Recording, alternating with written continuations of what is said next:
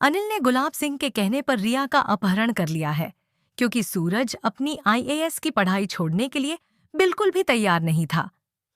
इसी वजह से अब बेचारी रिया की इज्जत खतरे में पड़ चुकी है। लेकिन क्या ईशा जी रिया को अनिल के चंगुल से आजाद करवा पाएंगी? जी हाँ दोस्तों, कहानी की शुरुआत उस पल से होती है जब सूरज और ईशा जी घर के बाहर टेंट लगाकर रहने लगते हैं, क्योंकि अरविंद जी मजबूरी में आकर ईशा जी और सूरज को घर से बाहर निकाल देते हैं। सच्चाई यह है कि अरविंद जी ने रिया की इज्जत की खातिर ना चाहते हुए भी अपनी बेटी और बेटे को घर से दूर कर दिया होता है। रात हो जाती है और ईशा जी, जो अपने परिवार के बिना एक पल भी नहीं रह सकती, घर के बाहर दरवाजे के पास ही अपना बिस्तर लगाकर सोने की कोशिश करती हैं।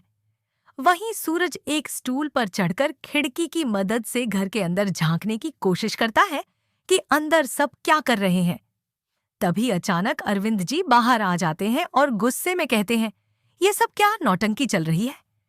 ईशा जी जवाब देती हैं, पापा जी, मुझे आप सबके बिना रहने की आदत नहीं है, इसीलिए मैं यहीं सोने की कोशिश कर रही थी आप सबके पास। लेकिन अरविंद जी दोनों को डांट देते हैं और उन्हें टेंट में जाकर सोने का हुक्म दे देते हैं। दोस्तों, असली झटका तो अगली ही सुबह लगता है, जब अरविंद जी को पता चलता है कि वह बाइक चोरी हो चुकी है, जो उन्होंने रिया के दहेज के लिए खरीदी थी। उनका शक सीधे सूरज पर जाता है, लेकिन सूरज साफ शब्दों में कहता है, पापा, मैं गुंडा हो सकता हूँ लेकिन चोर नहीं हूँ। मैं वादा करता हूँ, बाइक मैं ढूंढ कर लाऊंगा। अभी आप रिया की सगाई पर ध्यान दीजिए, लड़के वाले बस आने ही वाले होंगे। यही अरविंद जी, जो किसी भी हाल में सगाई टूटना नहीं चाहते, सूरज को मुंबई भेज देते हैं, एक स्पेशल हलवाई की मिठाई लाने के बहाने। लेकिन भला यह कैसे हो सकता था कि सूरज अपनी बहन की सगाई मिस कर दे? इसी वजह से सूरज अपना भेष बदल लेता है और एक पंजाबी पाजी के रूप में ढोल वाला बनकर सगाई में घुस जाता है। ढोल बजाते हुए, नाचते हुए, पूरे फिल्मी अंदाज में एंट्री लेता है। एक पल के लिए अरविंद जी को शक होता है और वह सोचते हैं, यह सिंह साहब कौन है? लेकिन ईशा जी हालात को संभाल लेती हैं और सूरज का राज अरविंद जी के सामने खुलने से बच जाता है।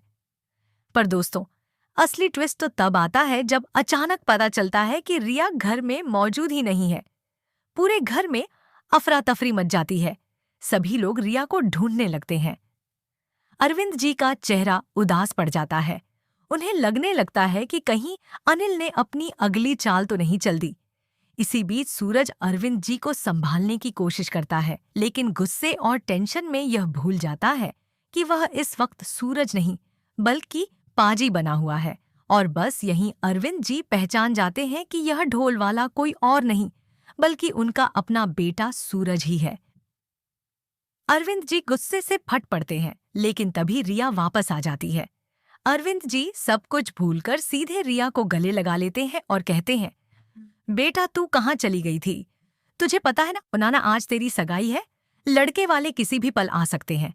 रिया जवाब देती है, चाचा जी, मैं ज्वेलरी स्टोर गई थी, आप टेंशन मत लीजिए, मैं बिल्कुल ठीक हूँ। तब अरविंद जी सख्त लहजे में कहते हैं, जब तक तेरी शादी नहीं हो जाती, तू घर से बाहर कदम नहीं रखेगी। यह सुनकर सूरज और ईशा जी दोनों हैरान रह जाते हैं कि पापा जी ऐसा क्यों कह रहे हैं। रिया पूछती है, तो मेरी शॉपिंग? अरविंद जी बोलते हैं, शॉपिंग काव्या और अदिति कर लेंगी, तू कहीं नहीं जाएगी। इसी बीच अरविंद जी के फोन पर अनिल का मैसेज आता है। जैसे ही ईशा जी फोन उठाकर मैसेज पढ़ने वाली होती है, अरविंद जी फोन छीन लेते हैं और कहते हैं, यह बदतमीजी है, किसी का फोन चेक नहीं करते। बस यहीं ईशा जी का शक पक्का हो जाता है कि जरूर अनिल जीजा ही इस सबके पीछे का मास्टरमाइंड है। इसके बाद ईशा जी और सूरज मिलकर अनिल का पीछा करना शुरू कर देते हैं, लेकिन अनिल अपनी घटिया चाल से बाज नहीं आता। सगाई के बिल्कुल मौके पर, जब सभी लोग तैयारियों में बिजी होते हैं, अनिल रिया को किडनैप करवा लेता है और रिया एक बार फिर घर से गायब हो जाती है। पर दोस्तों, अब सवाल यह है, क्या ईशा जी रिया को बचा पाएंगे या फिर अनिल अपनी चाल में कामयाब हो जाएगा? आपको क्या लगता है? कमेंट करके जरूर बताइए।